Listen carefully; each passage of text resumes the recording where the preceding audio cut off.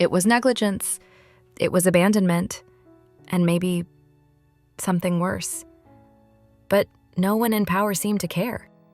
To them, Angela had simply made a bad choice. But her family knew better. Angela didn't make reckless choices. She made a mistake in trusting the wrong person. The outrage spread beyond Arizona.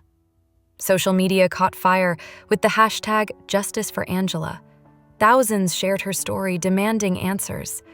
Celebrities spoke out, activists joined in, and journalists began asking the hard questions the police refused to answer.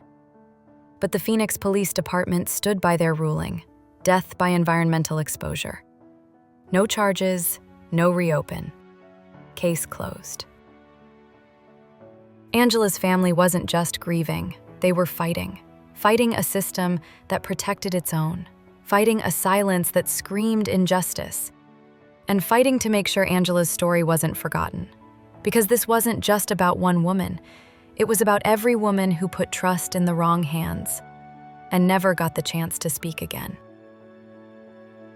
Back in Massachusetts, Angela's hometown of Saugus was in mourning. The girl who once lit up every room with her laughter was gone. Her childhood friends couldn't understand how a quick trip to visit a man she liked had turned into a nightmare. Angela wasn't careless, her best friend said. She brought water, wore sunscreen, she even asked him if the hike was safe. She trusted him. That trust cost her everything.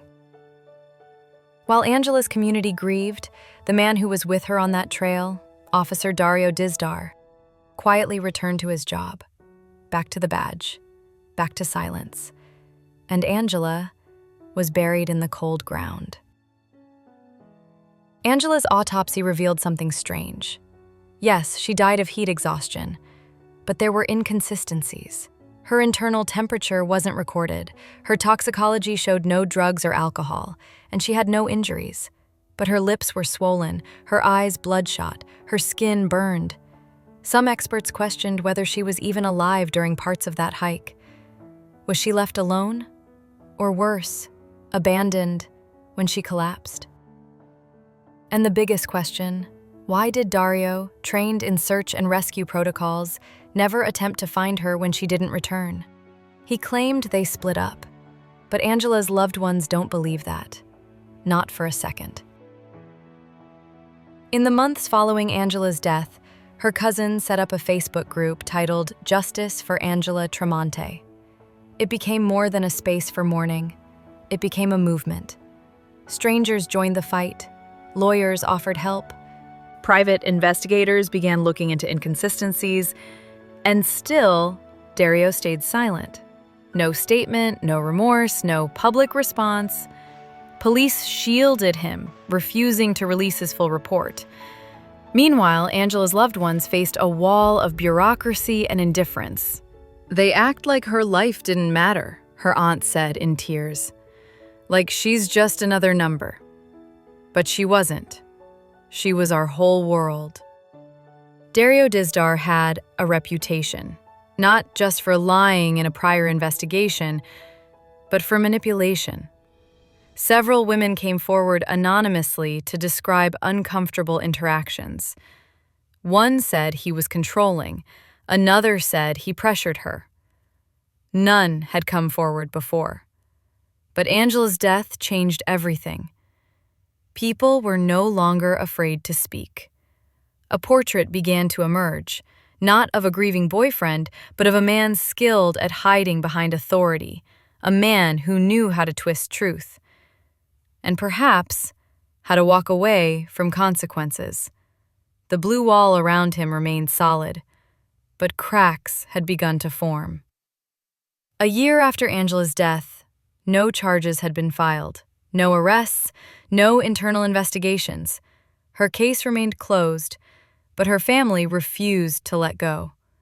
They hired independent forensic experts. They filed petitions. They appeared on national television, their voices breaking as they demanded one simple thing: the truth.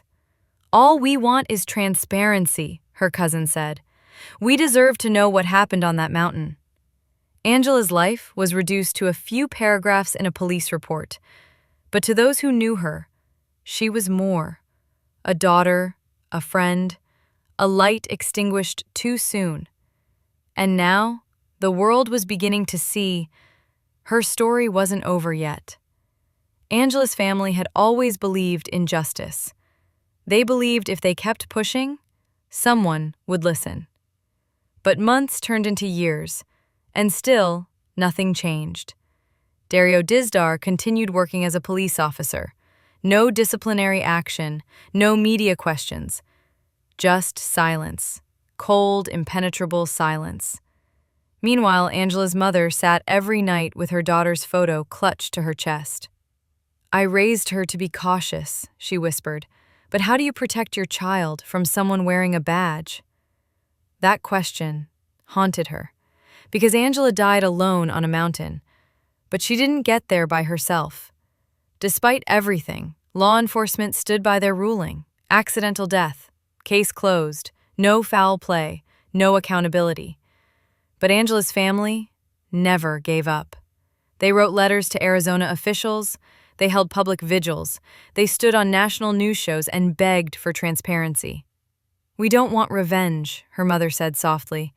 "We want truth. We want peace."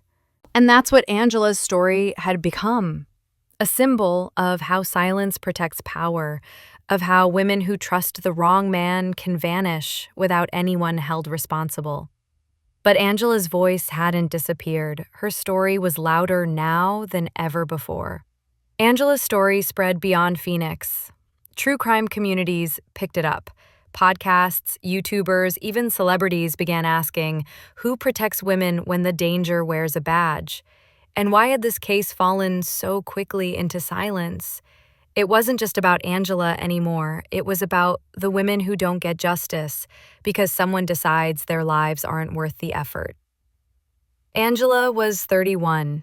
She had dreams, she had people who loved her, but when she died, the world acted like she was just another body in the desert. Her family refused to accept that, and neither did the people who heard her name and couldn't forget.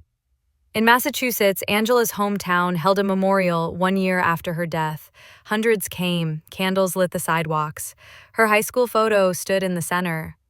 Her mother stood before the crowd and said, "They told me not to talk. They told me to trust the system, but the system let her die. And now we're her voice."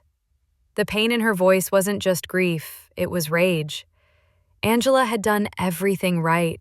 She was careful, smart, a fighter, but in the end, she trusted someone who didn't deserve it.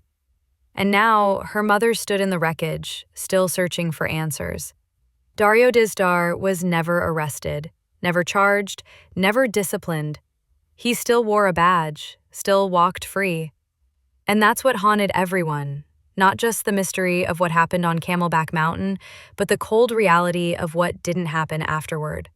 No proper investigation, no second interview, no accountability. Angela's family kept pushing. If she had survived, her sister said, she would have told the truth. She wouldn't be silent, so we won't be either. In that moment, Angela became more than a victim. She became a symbol of how silence can kill, and how speaking up is the only way forward.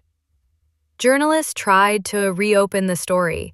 They filed Freedom of Information requests. They reached out to Phoenix PD, but doors stayed closed. It's a closed case, they were told, every time, every door. But Angela's name kept circulating. Online sleuths published timelines. Women shared their own stories of being manipulated by men in power. Her story wasn't just about a suspicious death, it was about the way women are too often blamed for their own tragedies. She shouldn't have gone, some said. She was irresponsible. But the people who loved her knew better. Angela didn't die because of the heat. She died because she was left behind. Today, Angela Tramonte's case remains officially unsolved, but not in the hearts of those who knew her. For them, there is no doubt. There is only the unbearable question, why didn't anyone help her? She was left on a mountain without shade, without water, without support. And the man who walked away from her still walks free. But her story lives on. Angela's voice was taken from her, but we can still echo it. We can say her name. We can demand the truth. And maybe, just maybe, one day, Justice will answer. There's a photograph. Angela smiling wide, holding a cup of iced coffee, her Boston accent probably spilling into every laugh. That's how her friends remember her. Not as a body on a trail, but as light, as fire. She was passionate, loving, stubborn in the best way. She loved animals, she worked out every day, she believed in honesty, in kindness. That's the version the world deserves to remember. Not the version twisted by official reports that read like excuses. The real Angela was alive, right until the moment someone made a choice not to protect her. After Angela's death, her friends launched a campaign, Justice for Angela. It wasn't just a hashtag, it was a lifeline. They raised money for legal help, created petitions, they demanded independent autopsies, demanded that the Phoenix PD reopen the case. But over and over, they were met with silence, the kind of silence that screams. It wasn't just about Angela anymore, it was about what happens when the truth is inconvenient, when the truth threatens power. And in that silence, something terrifying echoed. If this could happen to Angela, it could happen to any woman. There are too many unanswered questions. Why wasn't Dizdar tested for substances? Why weren't his timeline and phone data properly cross-checked? Why wasn't there a full forensic sweep of the mountain trail? Why did police take his version of events at face value when just months earlier he had lied to officers in a separate domestic incident? There are facts, and then there's the truth. And in Angela's case, the truth feels buried, under paperwork, under bureaucracy, under indifference. That's why her family keeps fighting, because they know silence doesn't mean closure. It means cover-up.